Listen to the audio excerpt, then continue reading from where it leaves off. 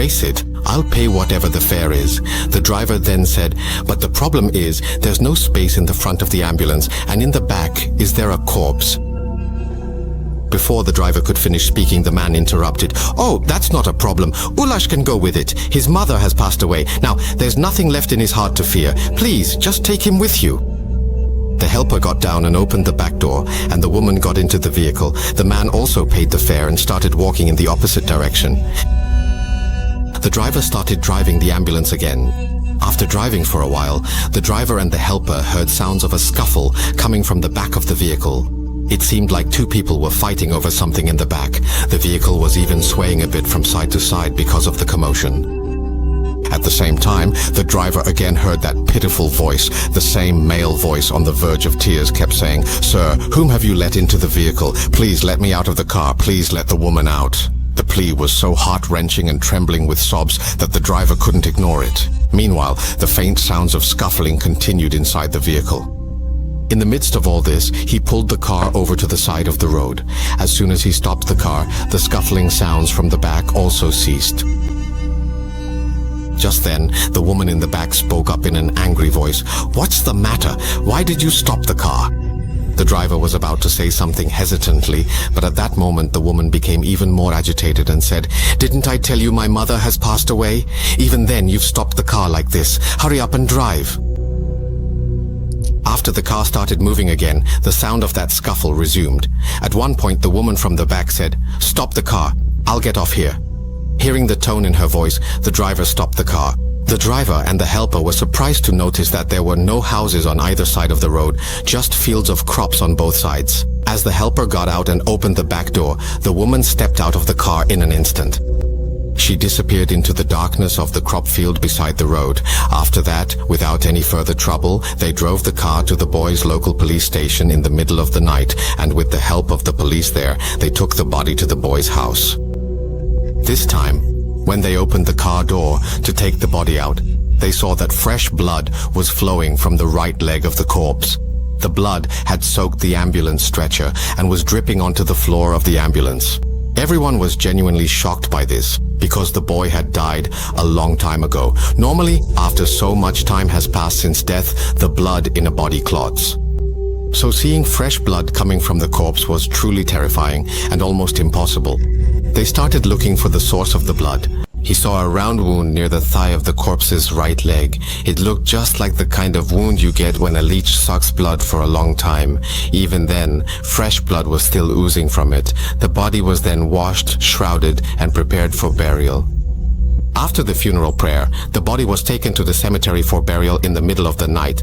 Since the burial was to take place at night, the driver and the helper became thoughtful.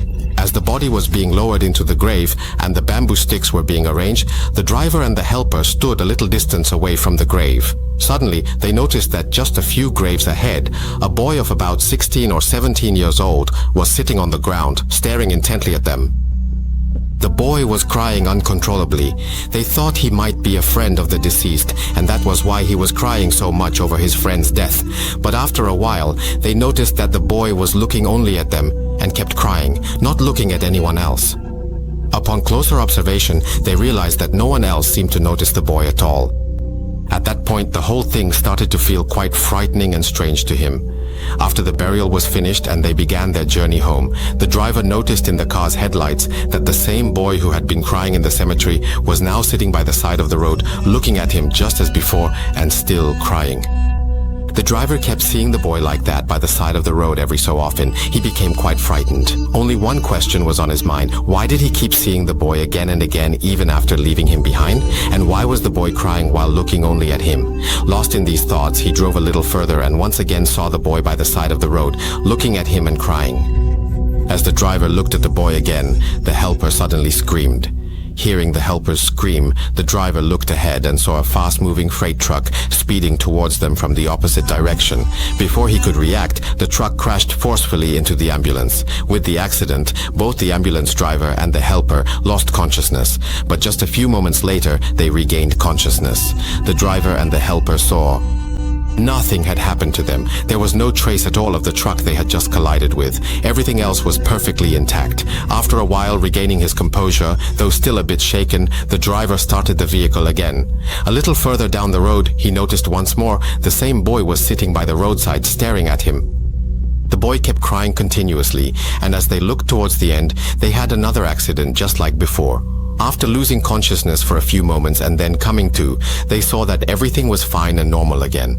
This time, both the driver and the helper were extremely frightened. The driver slowly started the vehicle again after a while. After arriving quite naturally, the two of them noticed that a large branch from a tree has broken off and fallen in front of their ambulance by the side of the road. Seeing this, both of them get out of the ambulance and start running. Just a little ahead, they spot a tea stall at one gao, with a few people sitting there drinking tea. As they run towards the stall, the people stand up. The tea seller says to them, "Why are you coming here in such a hurry after leaving your vehicle in the middle of the road?" The ambulance driver then says, "Didn't you see? A tree branch fell on our vehicle at one bar. Everyone at the tea stall, meaning the rest of the people, are now staring at them in surprise." The tea seller says, Where did a tree branch fall? Everything looks fine. I saw you both getting out of the vehicle. What happened all of a sudden that you stopped your car in the middle of the road?" Then both of them got out of the vehicle and ran straight towards us. Hearing this, both the driver and the helper looked back but couldn't see any sign of a fallen tree branch anywhere. They left their vehicle parked in the middle of the empty road. Out of fear, they spent the night at the tea stall and left in the morning. On his very first day driving the ambulance, the driver had such a terrifying experience that he went home that day and quit his job as an ambulance driver. But it seemed as if the incident still wouldn't leave him alone. Almost every night at one wound, he began to have strange dreams. In his dreams, a man in his 50s would come to him and angrily complain about stopping the vehicle that night and picking up that woman. "Why did you stop the vehicle and pick up that woman that night, even after being told so many times not to?" The old man kept asking this over and over, but the driver had never seen this elderly man before, nor did he know him. Then, at one point in the dream, the man asked him to return something unknown to him. Shortly after that, the ambulance driver would wake up. He couldn't make any sense of these dreams. On the first day, he accepted it as normal. So much had happened the previous night, so he thought maybe that was why. But even though he accepted it as normal on the first day, a problem arose. Every night he started having the same dream. That same man in his 50s kept asking him to return something unknown, and this went on for almost 2 weeks. Unable to make any sense of the dream, he was more or less compelled to go to that boy's house, the house where he had delivered the body that night. When he arrived, he found that the boy's father had died and had also been buried next to his son. He described the appearance of the elderly man from his dream to several people nearby, asking if they had seen anyone like that. Everyone disappointed him by saying that they had never seen anyone like that. Finding no information there, he returned home, but the man from his dream would not leave him alone. He became desperate to explain the events happening to him and to uncover the mysteries behind them. As a result, he set out for the medical college as quickly as possible. By the time he arrived, it was quite late at night. Upon reaching the medical college, he began searching for the doctor who had performed the post-mortem on that boy. After finding the doctor, being somewhat busy, asked him to wait outside. When he came outside, someone asked him what had happened. At that moment, he looked behind the doctor with astonished eyes. Before he could say anything else, the doctor suddenly fainted and collapsed to the ground. Shocked by this sudden scene, he froze, and the people nearby began calling out for help for the doctor. While the doctor was looking around as people called for help, he glanced behind and saw that a middle-aged man in khaki clothing had also fainted. With the help of the people nearby and the hospital staff, the doctor brought both of them inside and laid them down. About 3 hours later, the ambulance driver regained consciousness and, quite agitated, went to the doctor and asked him, "Where is the man who was standing behind you?" The doctor, not understanding what he meant, asked him which man he was talking about. In response, the ambulance driver said, "Doctor, so, where is the man in the khaki clothes who was standing behind you?" The doctor was a bit surprised. He replied, "I don't know." The ambulance driver was certain that he and the man in the khaki clothes were never acquainted. He knew the man in the khaki clothes, and he knew very well that the man was always intoxicated. But still, why was the ambulance driver so desperately searching for that man? The doctor wondered. Hiding all his thoughts within himself, the doctor took the ambulance driver to the bedside of the man in the khaki clothes and asked if this was the person he had been asking about. The ambulance driver replied, yes. And he stared intently at the man, wanting to know his identity. The doctor informed him that the man lying in the bed was the hospital's dom, corpse handler. Not understanding anything, the ambulance driver requested the doctor to explain everything to him, but before the ambulance driver could say anything to the doctor, the dom lying in the bed began to sing again. As soon as the dom's song resumed, he stared at the ambulance driver in astonishment, repeatedly asking who he was and why he kept appearing in his dreams. Hearing the dom's words, the ambulance driver was left speechless. After a while, regaining his composure, he began to question the dom with some irritation, asking the same questions again. Hearing their conversation, the doctor was left somewhat dumbfounded. The ambulance driver then questioned the dom. Hearing the ambulance driver's repeated warnings not to stop the car on the road, Dom became quite agitated and turned the question back on the ambulance driver. Dom asked why he kept insisting on returning that stone. In response to Dom's question, the ambulance driver said, "The stone." "What stone? What are you talking about?" "I don't know anything about any stone. I couldn't understand anything you were saying to me. None of it made sense to me." Hearing the conversation between Dom and the ambulance driver, the doctor now requests Dom to explain everything. Dom then begins to address the ambulance driver. 2 weeks ago, a boy aged about 16 or 17 was brought to the hospital. That is, another body arrived that day, and you were a bit late in coming.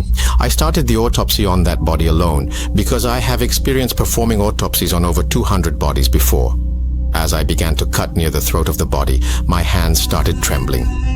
At that moment, I found something hard inside the throat. To see what it was, I washed it thoroughly with water and discovered that it was a small stone, blue in color.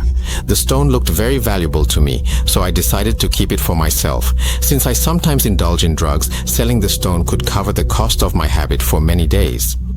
I was feeling happy just thinking about it, but ever since I took the stone, I kept hearing a man's voice, choked with tears, telling me to return the stone. Since I was in the drug den at the time, I didn't pay much attention to it. After finishing the autopsy and returning home, I went to a jewelry shop to sell the stone. I thought the stone might be worth 30 to 40,000 rupees, but after going to the jewelry shop, they wanted to give me $5,000 for the stone. Since I didn't get the price I wanted, I came back home and put the stone in my drawer.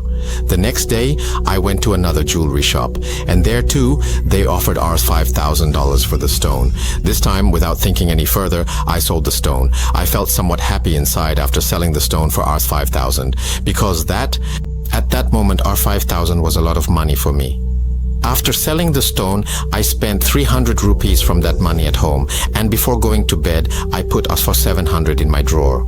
The next morning, when I opened the drawer to take the money before going out, I saw that there was no money in the drawer. Seeing the blue stone placed where the money was, I was extremely surprised and kept wondering how the stone had returned to my drawer. But I couldn't figure anything out, because unless I brought the stone back myself, there was no way it could be here. Still, I called my wife and asked her if anyone had come and left the stone.